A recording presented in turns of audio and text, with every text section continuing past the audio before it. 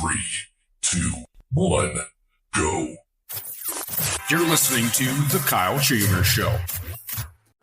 And welcome to The Kyle Chambers Show. My name is Kyle Chambers. I'm here today with Steph McDonald.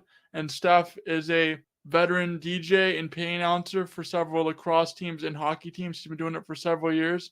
She's also a student in the broadcasting, radio, and creative content program at Mohawk College, going into her second and final year in that program. Thank you so much for joining the show today. What inspired you to be able to go back to school after many years out of school, going back and seeing how you could do in the radio world? So I had planned to attend Mohawk way back in like 2007. It was always in the plans to go, and unfortunately I had dropped out of high school when my brother was in the army when he was shipped off to Afghanistan. I couldn't focus on my school and everything, and I just didn't want my grandma to be alone just in case something happened. And then I ended up going back to school, and then I just kind of got bored, to be perfectly honest with you. And then I finally said, I can't do anything with my life if I don't have my high school diploma. So I went back, I got my high school diploma at Gary Allen, and then I took a course from City School called College 101. Shout out Dave and Sarah, they were awesome. It basically gives you kind of the same course load that you would take in college. And I said, if I take this and I pass with like a really good mark, I'm going to apply to Mohawk. I ended up getting, I believe my final grade was a 78 or a 79. I applied to the radio and creative content program, and I got accepted, like early acceptance. Like it was like right away. I think I applied the second week of April, and the first week of May, I got accepted. So I went through the rigmarole of going through OSAP and freaking out that I wasn't going to make the class. And then finally they said, you're good to go. And I went, and first year flew by. And I think just being able to be on the radio and use my skills that I've dabbled in with my announcing. Getting rid of my announcer's voice the first semester was really hard. Kim would like constantly be like, Stephanie, like you're talking like you're announcing a sports game. Like you need to just speak in your normal voice. After a while, I would, be like, good morning instead of being like, hello, like it's just the change of how different the radio program is now. Because like back when I first applied, it was just radio. There was no creative content side of it. So having that also helped me with my teams that I am employed with as well. The creative content side is very important as things are evolving and changing in radio. Things are shifting a lot. So what teams do you work for, and how long have you worked for them? And maybe explain that side of it as well. The current teams I work for now are the Oakville Buzz, Junior A Lacrosse. They're in the OJLL. Toronto Monarchs, which is a semi-pro drop-down league for the NLL. So a lot of guys that play in that league will be looked at by scouts in the NLL and will be drafted or will be called up. We had Parker Pfeiffer recently get called up to the NLL from the Monarchs. I'm also with the Six Nations Chiefs, which is a senior A team out of the Six Nations Reserve in Oshwegan, just outside of Hagersville. We just won the MSL, and we're just awaiting the Man Cup to start, which starts this weekend. Well, next weekend, I guess I can say.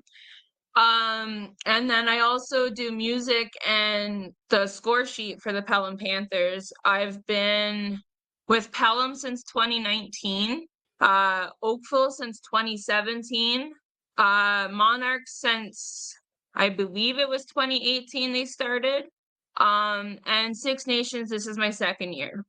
And third year. And we've won the Man Cup last year. So hopefully we can go back to back. What's your most memorable moment being a PA announcer or a DJ? So there's been a lot of things that I've been able to do being in the PA announcer thing. This past July, I was able to introduce John Tavares for the Rob McDougall Cup that was played after the Buzz game. So that was pretty cool. I've met Curtis Joseph from the Toronto Maple Leafs, who is like one of my favorite players growing up. I have a photo with him. You can probably find it on my Facebook. Don't post it though, because I look terrible in it. I've met a few like Montreal Canadiens players. Just being able to meet like various people from like all different walks of life is pretty cool too. Like a lot of the kids that I announce for end up going off to play in the NHL or the NLL or like Europe. Like I've kept track of a couple of guys that used to play on the Burlington Cougars that have gone to play in the ECHL, AHL, and just seeing their careers take off is pretty cool because I can say, hey, I used to give him phantom points on the score sheet, and now now he's in the NHL, or now he's, whatever. So it's pretty cool. Even somebody like Brandon Montour, who played for the Caledonia Corvairs, eventually going on to win the Stanley Cup in Florida, and he's a native of the reserve, on the reserve here close to Hagersville. And for him to be able to win really close to home and locally is really cool because he was able to bring the cup back there just a few weeks ago. Yeah, actually, I announced his first lacrosse goal when he got called up to the Six Nation Arrows the year that they won the Minto.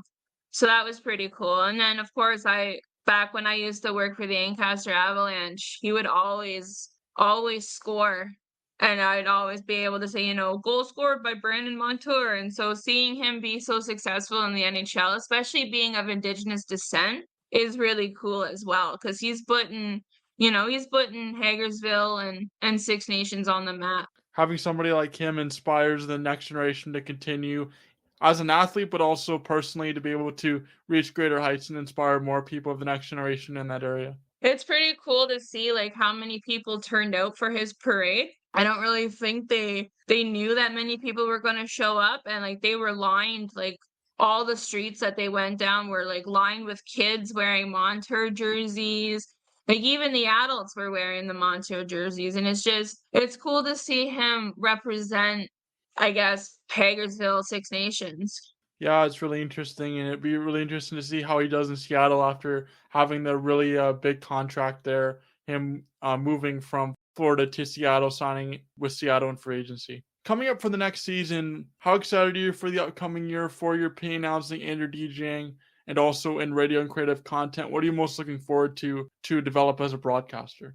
So my DJing starts in a couple of weeks. I do have a few games that I will be missing because I was hired on as the PA announcer for the Mountaineers this season. So I'm getting excited to start that. I get to announce at Tim Hortons Field eventually, so that'll be really cool to hear my voice on a professional sound system.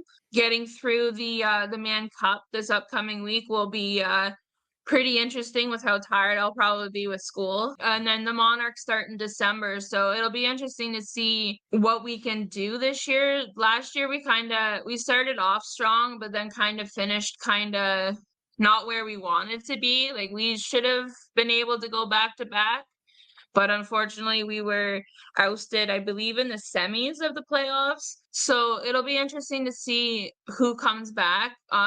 We ended up going with one of my favorite goalies, Craig Wendy. So he was there, and it was just really cool to watch him play again because he was on our team a few years ago and then kind of went up to the NLL with the Georgia Swarm.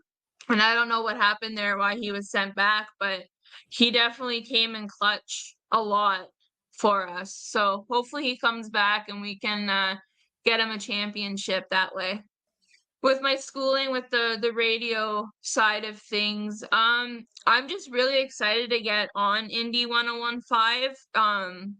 Because with Ignite, like, because it was an online radio station, more people like from around the world got to like follow me on Instagram and like, get to know me and stuff. And it'll be interesting to see if I can get some local fans as well, so it should be fun. I'm excited. I'm excited to get back into the group side of things first semester, and then second semester, I guess we'll see when we get there and what goes on with that. It is a very interesting journey. I was a color commentator for the Mohawk Mountaineers last academic year from September to April. And so it's going to be interesting. I was also a second year in the broadcasting your own creative content group. I was one of the first groups to come in when it was a revitalized program. So yeah, you start off with groups and then it goes individual on Indy 1015, I believe, at least from what my experience was. But I'm really excited for you and hopefully have a lot of fun this year. Yeah, I'm excited too. I'm excited especially to learn from different teachers as well. Like both semesters we had the same teacher, right? So this year's Matt. So it'll be really cool to learn from him. He's really good friends with Will Nash, who is like one of my favorite teachers from my first year. So it'll be really cool to see what he brings to the world of broadcasting, because I've been watching his show that he does, which brings up like a lot of old like bands that I used to listen to when I was younger. So it'll be pretty cool to speak with him about that stuff as well. So Good luck for the rest of the school year and with the sports as well. thank you. Thank you for coming on the show today. Thanks for having me, Kyle.